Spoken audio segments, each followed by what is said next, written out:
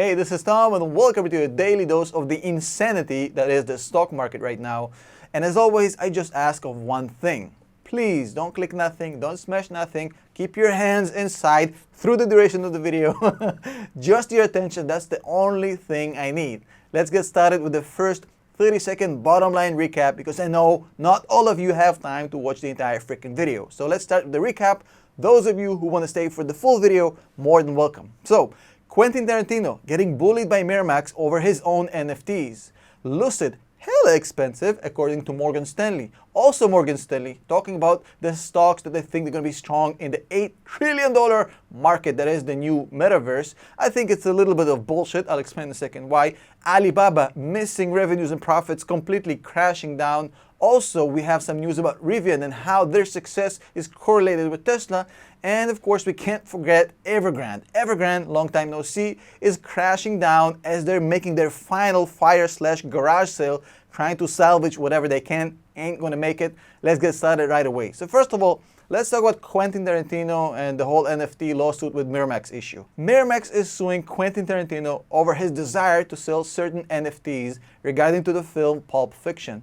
Those of you who are too young to ever seen this movie, I think it's safe to say that 27 years after, the movie really aged well. You can definitely watch it today and not miss a heartbeat. One of the best movies ever made. So Quentin Tarantino is actually selling some handwritten scripts for the film with his own commentary as non-fungible tokens, NFTs. Early scripts, uncut scenes, stuff he's going to talk about on audio, and the only person who gets to see the whole thing is the purchaser. However, the party poopers in the story is Miramax, who all of a sudden remembered they can make more money from this movie, even though it's been 27 years, by filing a lawsuit over something that's completely not theirs. This is early scripts, and also not even the script itself. Mainly what's being sold here is the commentary, or rather the personal commentary of Quentin Tarantino over these pages. It has nothing to do with the movie. They're filing this lawsuit, out of pure greed, just to basically cockblock any future director from getting this done. I think it's a very important lawsuit, not for Quentin Tarantino, because there's, shitload of money. He doesn't really need these. I think it's a precedent that needs to be set. Who owns the intellectual rights to commentate on scripts and sell it as NFTs? Obviously, the studios want it. That's why Miramax is suing. They want to set the precedent. And I think it's really important that they actually take it through the full course. I don't think it's a good idea for them to settle. If I'm Quentin Tarantino, and I know this guy really cares about his legacy and his movies and the stuff he's doing, I think he doesn't settle. I think he takes them to court. I think he actually wins. And I think he sets the precedent that directors own this shit and can sell NFTs. My own opinion might be inaccurate, might be wrong, might be the remnants of a madman, but that's what I think. You do your research, find it for yourself. Now let's move on to the second item in the news. Morgan Stanley and the converted born-again Tesla fan Adam Jonas is talking about the target price for Lucid, which is, according to him, $16, which is 70% down from the current price. I mean, this stock went 130% up in a month, and I think Adam Jonas is actually speaking my language. The problem with Lucid is not the car. The car actually seems very decent. The price might be a little bit steep, but a good product. The problem is that they got to scale to justify this price, and scaling is obviously the most important and most difficult process of getting a car out there. Just ask Elon and how he almost went bankrupt trying to get it done.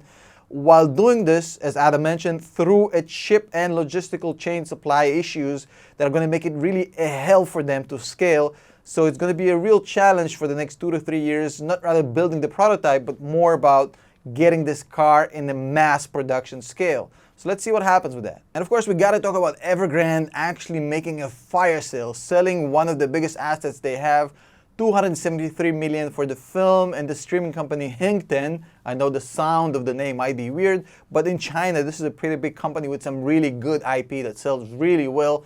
They're selling it for $270 million, 24% below the market price. This is literally the definition of desperate selling to try and save themselves. The problem is, even if they get this money, they're not generating any cash flow. They ain't got no projects, they ain't got no prospects, they ain't got no future.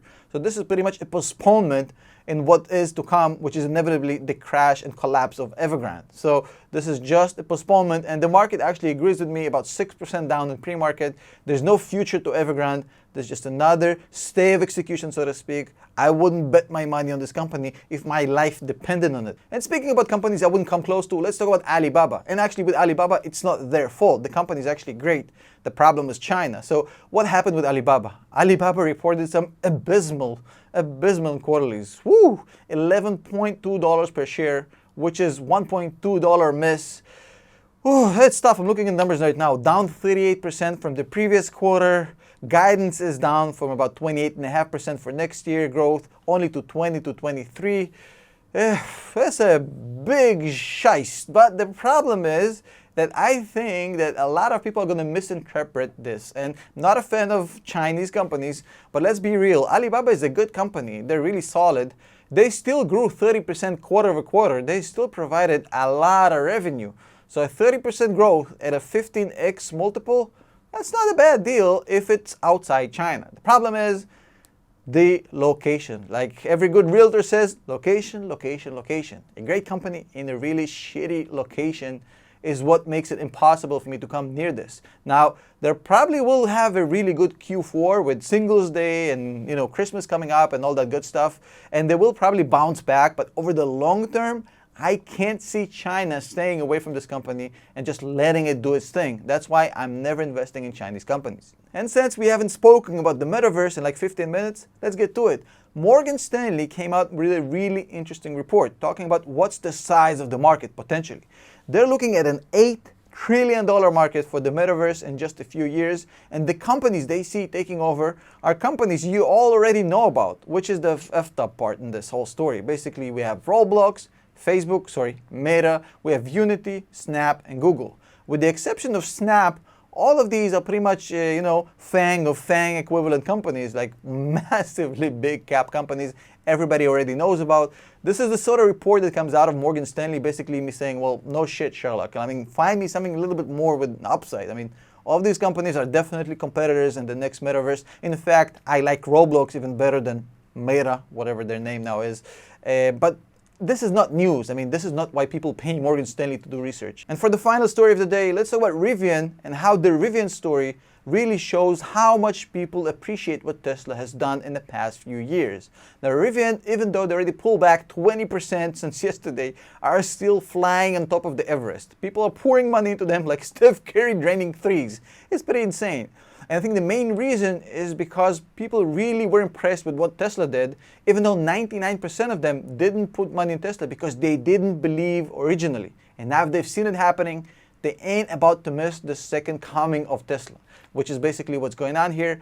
The problem is that even though that Rivian is probably the best candidate ever since we had Tesla to basically recreate the success, I think it's more of a Grant Hill than a LeBron James, if you understand my analogy, who was about to inherit Michael Jordan. I think they definitely are a good candidate, especially with the Amazon backing, especially with the fact they put trucks on the road, unlike Nikola, unlike Lordstown Motors. They have a product that works, that people love, getting rave reviews about the truck. It's on the road, they're making it, they're producing it. Amazon is there, Jeff Bezos is there, pre-orders from Amazon, 100,000 vehicles, plus the money to, so they have everything in place. The main problem is that they're facing the same risks that Tesla faced, the gauntlet. I don't know if you say the gauntlet in English, probably you say gauntlet, but it is what it is, I'm Russian. The gauntlet that is scaling production. And even though Tesla made it through, there's no guarantee that even with all this money from Amazon, they can still pull through. It's a huge question mark. And betting this insane money on them right now at this price just doesn't make sense to me. I want to sit on the sideline and see a little bit more from Rivian before I put my money into it. But then again, hey, it's a great company with a great product. They do have a shot, but I mean, at this point, it's a little bit of a scratching a lottery ticket. I'd rather put my money in a little bit more probable projects. And as always, a huge shout out to the channel members and the patrons. Thank you so much for your support. On the screen right now, you're seeing yesterday's video, which you can watch if you missed it, or the subscribe link, which you are not allowed to click. See you later.